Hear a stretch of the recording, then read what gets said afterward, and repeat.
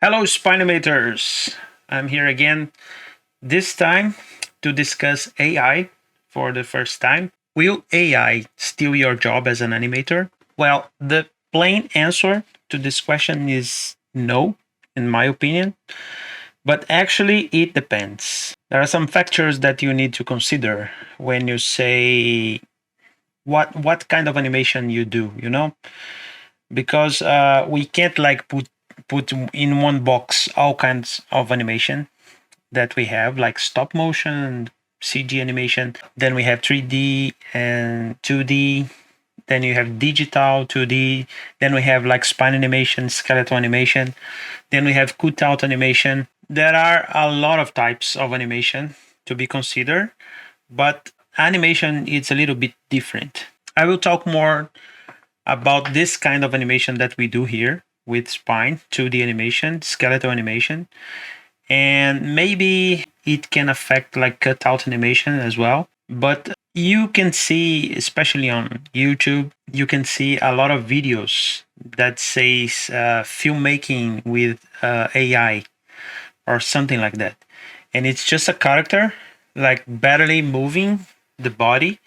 Nowadays you have more advanced AI platforms that does like a little bit of body movement, and of course lip sync and blinking the eyes and like very basic acting, but it's mostly a character center on the screen, and there is not much movement or acting, as we say, like drastic changes of poses and like acting, like emotions, this kind of stuff, so this kind of animation, I think it's more secure, at least for now.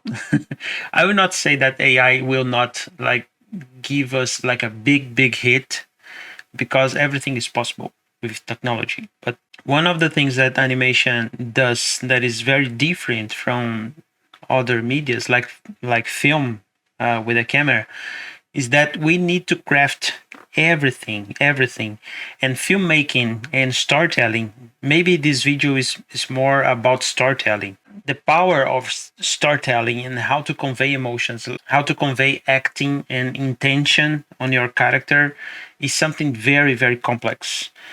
If you consider that a character is someone that has like a background, that has like his own way of thinking on things and his own way to react to situations, to circumstances, and this kind of details, it's something very specific, because it's not like a linear thing.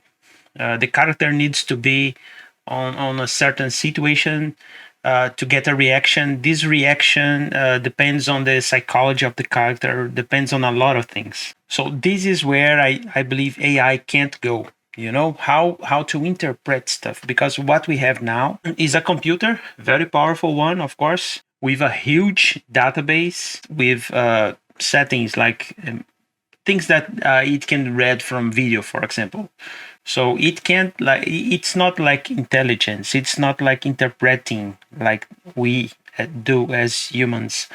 It's just accumulating a lot of data, mixing it together, and it's mostly guided by prompts. So it does exactly what you say for it to do. But this is one side of the AI, the prompt side. You have now like other kind of technology that can like replace actors for CG actors. So that means that you can like model in 3D a character and then replace it on a real video, and the 3D character will mimic whatever you are doing, the real person is doing. You have another level of AI that can, like, you can set a pose and set another pose, like pose to pose animation, and it can do like the in-betweens, but of course you need to control that, so you need an animator for that. For the first one that I mentioned, that you can replace like humans on the video with CG characters, you also need an animator there to fix stuff. This kind of technology is more close to mocap technology. So in mocap, you have all the motion capture for you. You just have to clean up not just clean up, but you need to work on this capture after to make it clean, to make it smooth. And of course, you can do like extra acting. You can like pose hands and you can pose everything after.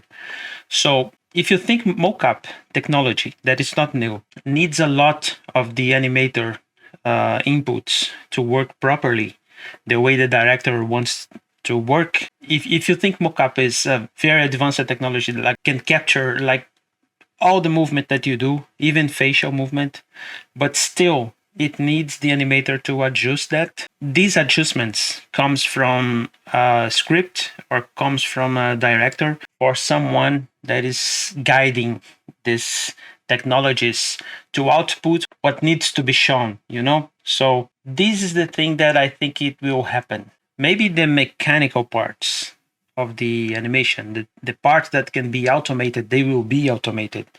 You have no doubt about it. But the parts that depends on the direction of someone, it will need an animator there to work on that. So what I think, honestly, AI will become like your companion because the technology is super advanced. So, but it depends on someone guiding it. So it doesn't like take like emotional decisions. It doesn't have like sensibility. And because these things are very, very complex, even for humans. So, and it depends on the eye of the director, the eye of the animator, the eye of a lot of people. It's a lot of complex factors that will come together. And from this clash of ideas, new ideas are generated. So to simply cut the human interference from this equation, it will not work, you know? It will create like these videos on YouTube. Like there is a character like barely moving and lip syncing some voice, you know? It doesn't matter if the voice is AI generated or not, if the music is AI generated or not. It doesn't depend on that. But the results that you have right now, it's very, very limited. And this brings me to spine animation that we do here, because a lot of animations that we see made with Spine and After Effects as well, like splash art, like this parallax 2.5D or motion comics, as they say. There is a lot of this kind of animations, but a lot of these animations are just like loops of characters like floating, you know, doing movements like that and on a loop, and it's beautiful to watch, of course. But this kind of animation, this will be replaced by AI, just like the concept artists are taking the hit now, because one of the duties of concept artists are generate ideas. And one of the things that AI is very good is generating ideas. So it doesn't matter on the style, if it's real or not, if it has like 7 fingers or 3 fingers or whatever. AI is acting now like a companion for concept art, like by generating ideas. So this part of the concept art is already taken by AI, because a lot of studios already, they are like firing concept artists and replacing this for AI. So once the idea is generated, like 100, 200 ideas, the art director or the 2D artist of the studio, they can take this and turn into the final concept, you know, the final character or whatever. This is happening right now, and this is serious, and there is a lot of movement around that. And it's legit, of course, because these AI generators, they use work from these artists and mix together with a lot of other artists without permission and create new art, you know? This is the fight right now for the community of artists, let's say. But this is something that it is already here, you know? There will be a fight. Hopefully, there will be a good outcome for the artists, but this is something that it needs to be regulated, but it will not stop. And of course, it will expand for the whole industry. So expect to see like animation generated by AI, like simple animation, like this kind of animation that I told you. But I don't want to give you only bad news on this video, but I want to talk to you about storytelling, because even if you do like simple animation based on illustration, it doesn't need to be like just a loop just a character like floating and doing something like this endlessly without an intention. So that means that you can have an illustration that has already a level of storytelling on it if it comes from a good artist, because the concept of the illustration goes through the storytelling. So when you see an illustration that is really, really nice, really, really good, it has a level of storytelling on it. And this storytelling will affect the colors, the composition, the characters, the expressions, and everything. So when you take an illustration, like I did many times, from artists that I really like, and I will show some examples here. When I take this kind of illustrations, I used to think about the storytelling behind it, and how can I not improve that because the quality of the illustration is already outstanding, but how can I put my own vision of the storytelling, make the vision from the artist even better. Maybe the artist has planned something, some story on the illustration, and I can put the story in motion. It's different that taking a character that is on a pose and just make the pose move, you know? So AI will take this kind of jobs. If you do only that, like put characters in motion like on a loop without any intention, this is the part of the animator job that is in risk right now. You can go over it and you can use AI, for example, to create the base illustration that you will use. There are many artists doing that.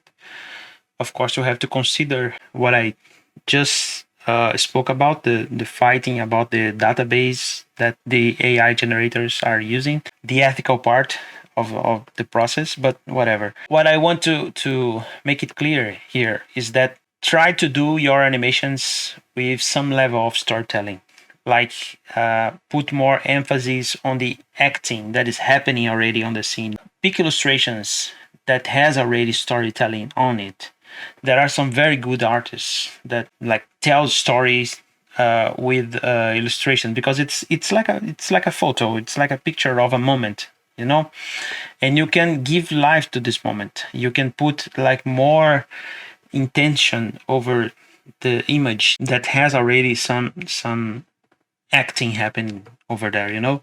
So don't just take a illustration and do a loop. Try to tell a story, or try to continue the story that the 2D artists put on the canvas, you know. I will show you some examples now from animations that I did, and they were done over very good illustrations. So I don't have any credits for the idea of the storytelling, but I put my vision over that, you know, to keep going with the storytelling that the artist is already telling, you know. So let's start. This is the first animation that I want to show you.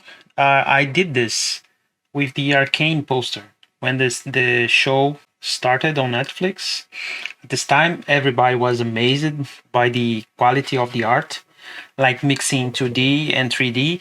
And I found this poster, this promotional poster that is V like hugging Jinx, and I found this like very touching. It says a lot, and if you watch the show, you see that this tells a lot about the show. How V is always trying to protect Jinx from everything, from the world around her, and this picture is very strong, you know. So what I wanted to do here is first like have a very close shot of Jinx eyes, and you can see by the illustration that there is a lot of fear on the expression of facial expression. Even the artist is not showing the face of the character, but you can see by the eyes. So my intention with this was to make this fear even more clear for the audience. So after that, the camera goes out and reveals that even that I am not a fan of the game League of Legends, but you can see that they are very close characters. So I wanted to do an animation that is more focused on the emotional part of the show and the emotional part of the image that I took from the artist. So I put the composition all together with the logo in the end and the background with one of the scenes of the show. But this is something that I was talking about when I say about AI animation. It's not just a loop of the hair flowing or the eye, the eye moving. I try to put some emotion behind this, because this is what makes it interesting. So this is the first example I want to show you. Next, I have like Baby Yoda. That was another hit when they released the first season of The Mandalorian. Of course, Baby Yoda became like not a problem, but became something to be very discussed along the time due his participation on the show. But this, I took this not because I am a fan of Baby Yoda, but mostly because of the Cory Loftis. That is an artist that I really, really like. He does like really amazing stuff. The illustration is so fun. I remember he did like two versions. One of the versions is this. The other version is using a Santa Claus hat because it was Christmas time. But what I found interesting on this one is how Baby Yoda is enjoying his moment, like taking tea. The illustration, the original illustration, is just Baby Yoda holding the mug. But I saw the illustration and I thought, wouldn't it be nice if he is actually drinking it and enjoying it? And that is like this smoking coming off, like it's very warm.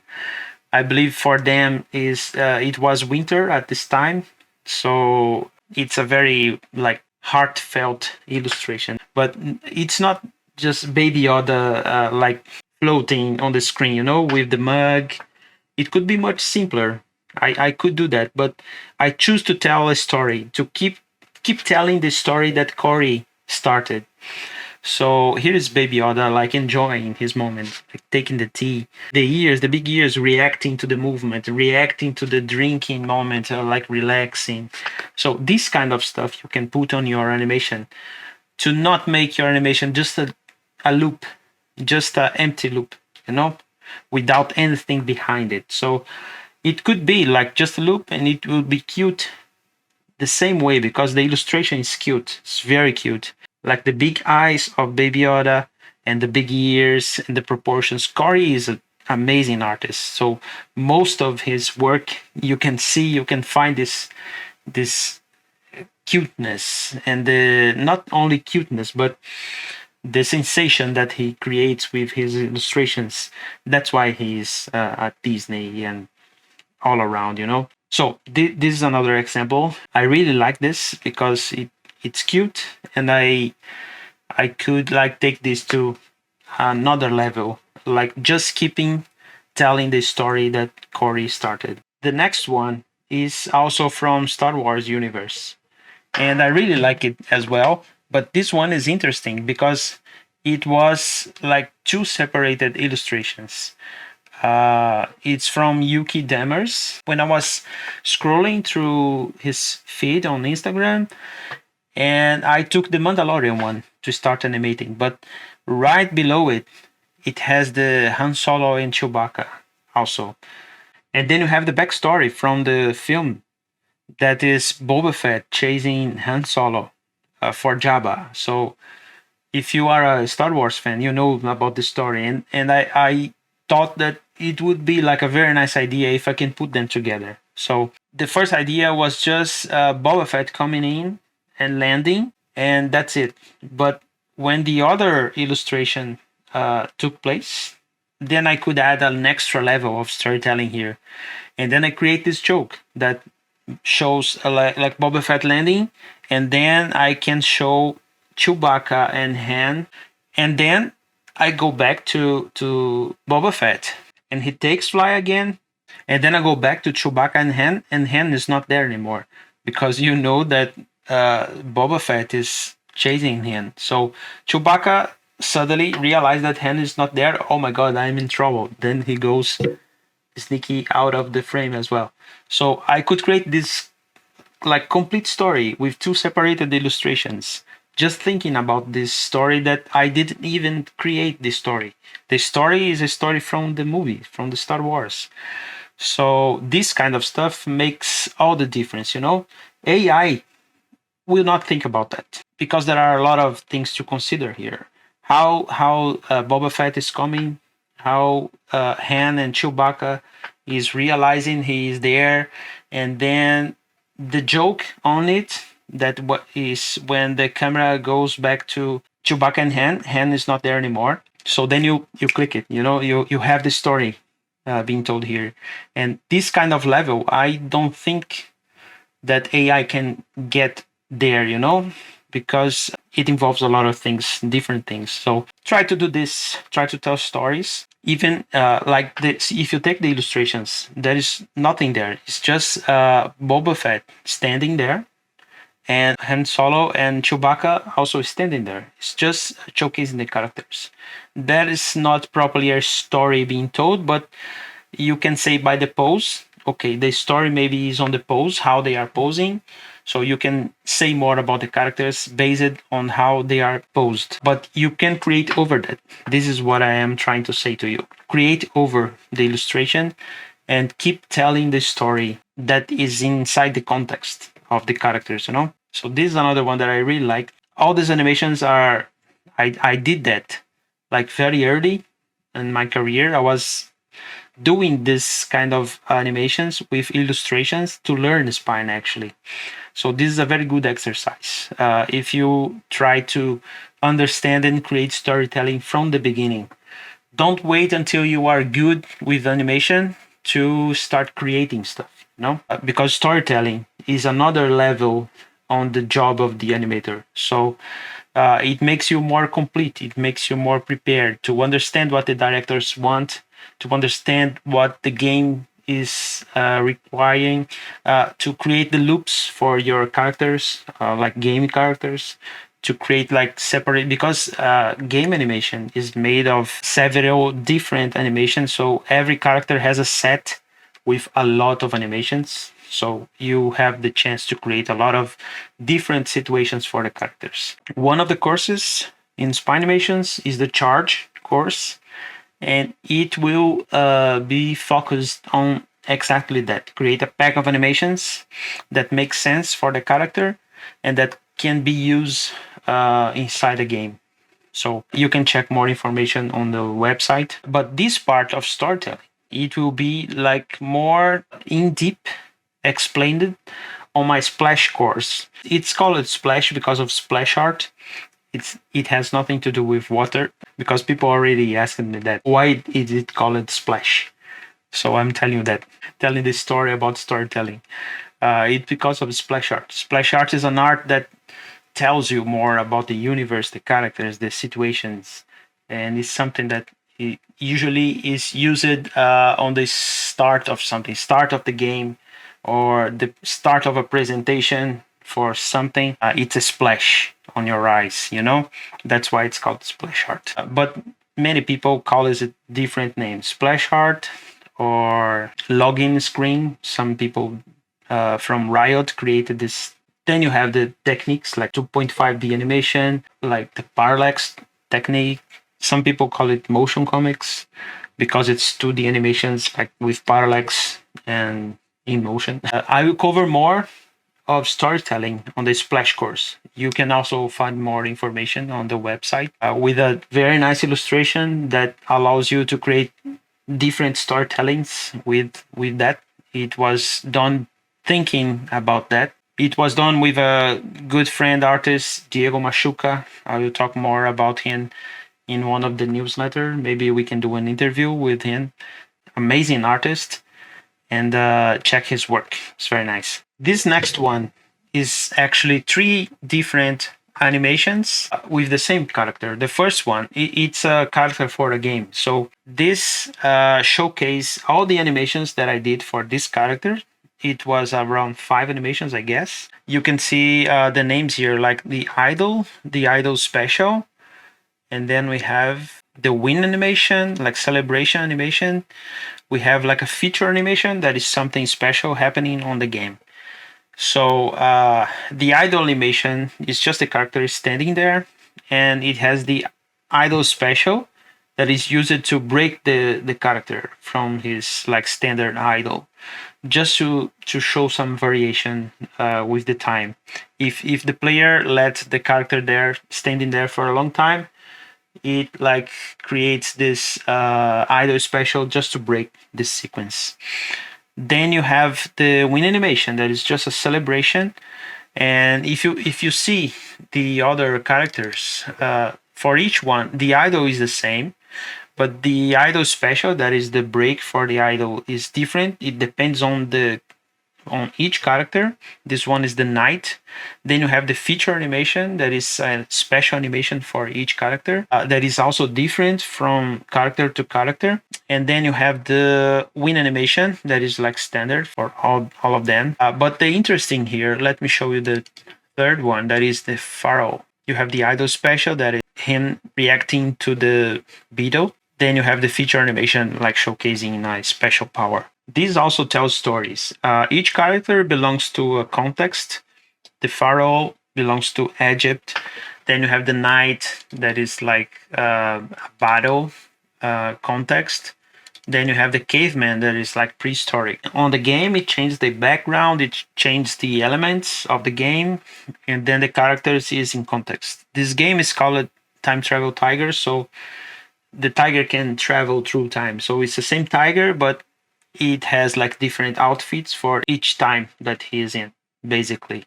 But that means that he has some kind of different personality for each time. Like for medieval, he's a knight, a powerful knight.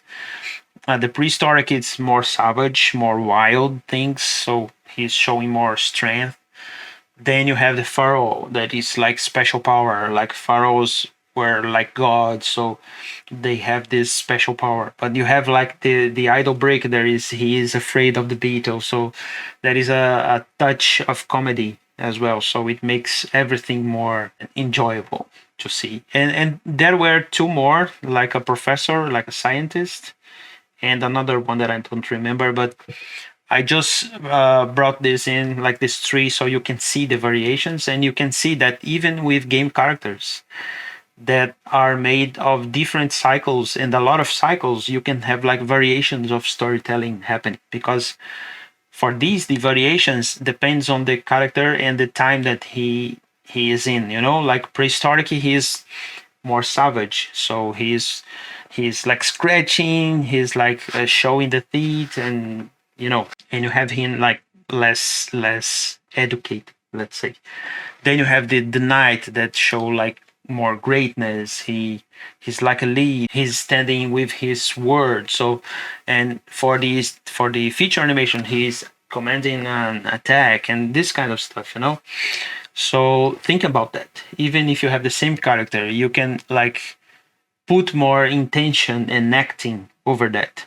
This is something that is very hard for AI to realize how to do that. It can be done because they have like very specific actions. But for example, for the caveman has the feature animation. He is like jumping and landing, very angry.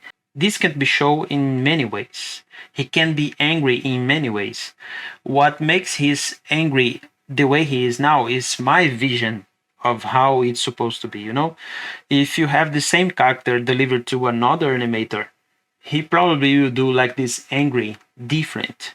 He probably will do the knight character different as well. Maybe he's not commanding an attack, but he's like doing like a sword movement or something like that. So the same specification, like do a special feature animation showing greatness. This is very vague, so it can be done on many different ways, and it depends on the animator to decide that. And of course, it depends on the director to guide the animators. So what I'm trying to say, that each animator is an animator, and AI is something that is like looking for information from a database, and it can be very generic without character. These game animation samples is to show you that you can like interpret the action that you need to do in different ways. So this makes the distance between craft animation and AI animation even bigger. I have two more animations to show you, and they are like bad examples actually. This kind of animation I want to show, that is just a character like floating on the screen. This was done for a marketing piece.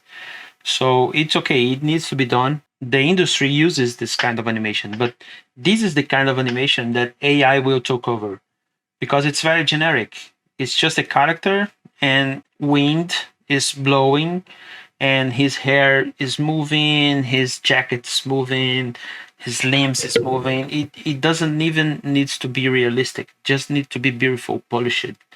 And you have like the foreground with dirt, you have the background with dirt. It's just a parallax effect. It's very simple animation to be done. So this kind of animation, it will be take over. If you do this kind of animation, I have no good news for you because that is a very low level of storytelling here. So this can be automated easily for sure. And if it's not already, maybe there will be a tool to do that very, very soon. You'll see that. So don't, if you do that, I'm not saying that you are doing like bad animation or something like that. I did this one. I don't think it's bad, but you can't rely only on that. You need to invest in yourself to be a better animation capable of creating more interesting stuff, you know? That doesn't mean that you will keep doing that because we don't know. The AI is something that maybe can happen and maybe cannot happen. But maybe in the future, this whole piece, like the character can be generated by AI, the movement of the parallax can be generated, even the movements of the character that is just a loop, simple loop, can be generated. The highlight on the logo can be generated. So it's something that is beautiful, but it doesn't like holds you like you can't have like a career over that. That's why I brought this here to show you that maybe the animation is interesting, but you have to check how it's done, what's in there. There is nothing more specific. The intention, there is no intention there. It's very poor in terms of acting and in terms of emotion. So this is the kind of animation that will be replaced for sure. The second one, the last one that I have to show you is the same thing. It's just a character moving. Like this can be done now with the technology that we have now. This is the kind of animation that is shown on YouTube as AI filmmaking. That is not filmmaking actually. It's just a character like moving very slowly, very without much meaning on the movement, you know, without much intention. This one also was made for marketing purposes. So it's just showcasing the logo and showcasing a cool character and with highlights and flares and this kind of stuff. So it's very simple animation. I did that as well, of course, but it's not something special. No, watching what AI is doing right now, and I remember these animations that I did, and I thought with myself that soon I will not be making, I will not be doing pieces like this anymore because the same case of the last animation. The background can be generated, the character can be generated by AI, the logo, the simple animation, the flares, everything here can be animated by AI. And actually, this is even more realistic than the last one because the last one you have the character doing more floating movement, but with a different range of movement from this.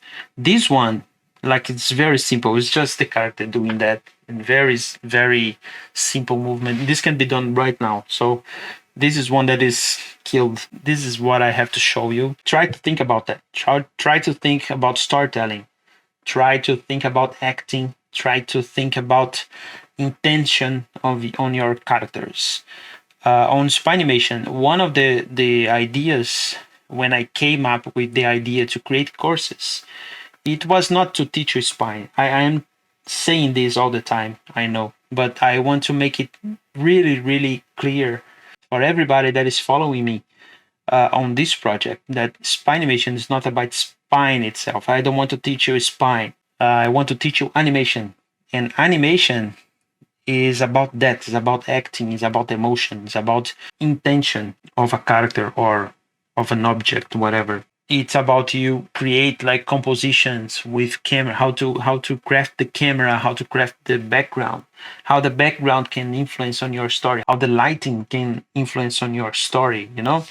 So how the camera framing can influence on your story. This Arcane poster is a very good example because it starts with a close-up shot. So you don't know the whole story. Then it goes out. Then you can see there is a hug happening here and the character is afraid. So the person that is hugging her is trying to protect her. You understand that with the picture, and animation bring this to the surface, bring emphasis to this. And this is what I want to teach you: how to tell a story, how to use animation to tell a story. Even if it is on a game, even if it is on a composition like the splash art. To take an illustration that has already a storytelling there and make this storytelling even bigger. So this is what I want to teach you with Spinemation. And each course that I am creating has these specific details. Like Splash is focused on storytelling. The Charge course that is focused on games is how to create the pack of animations that will work for that character.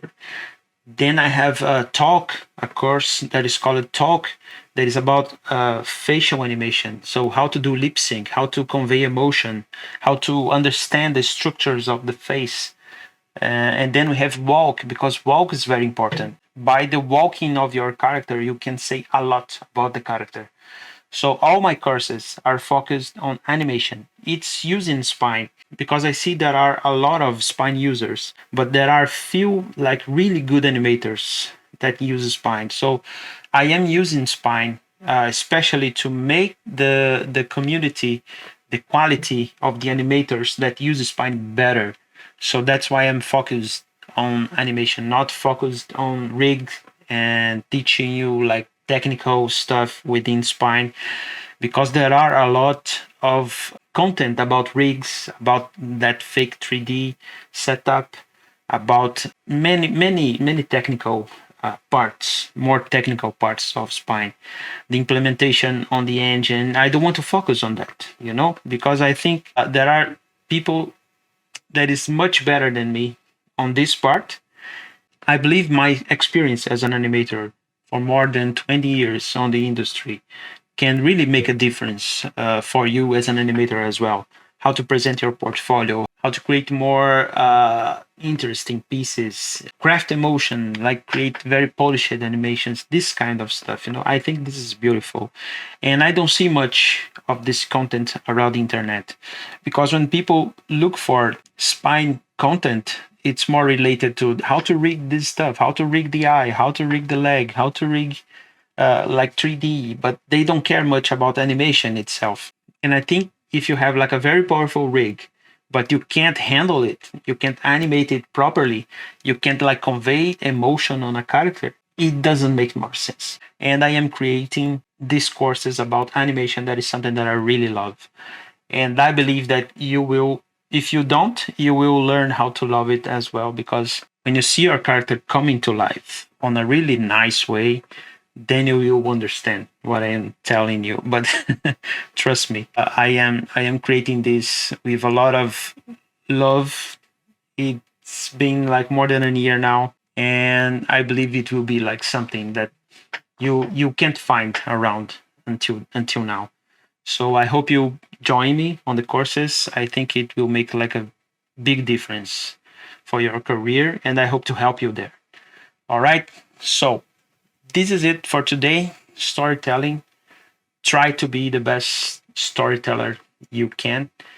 And I hope you join me soon on Spinemation.com. If you're not subscribed yet, please, Spinemation.com. You can subscribe for free.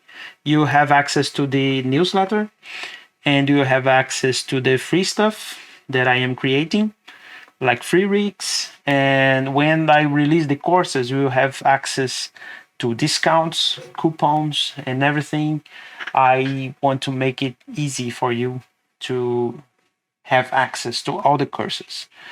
And I am offering for free the start course. I want you to learn Spine for free. Then you can like make the other courses. You can be prepared for the other courses. So the technical part of knowing and get introduced to Spine, I am offering for free. So this will not be like bump in your road, you know? You can like learn Spine, know the software, and then you can jump in and learn animation with me, okay? I hope you like it. I hope to see you there soon. Bye bye.